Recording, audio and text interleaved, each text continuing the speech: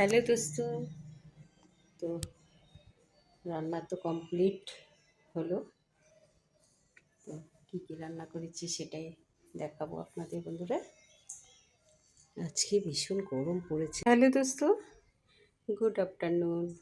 তো জাস্ট রান্না কমপ্লিট হলো বন্ধুরা। তো আজকে কী কী বানিয়েছি সেটাই দেখাবো। তো আজকে একটু গরমটাও বেশি বন্ধুরা, ভীষণ গরম লাগছিল আজকে।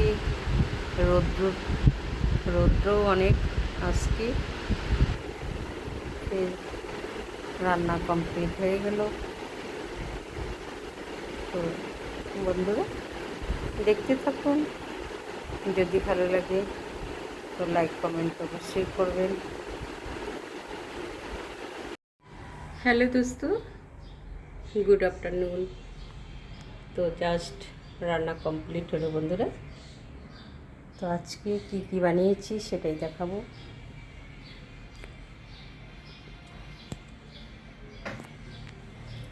তো আজকে বানিয়েছি স্টিম রাইস,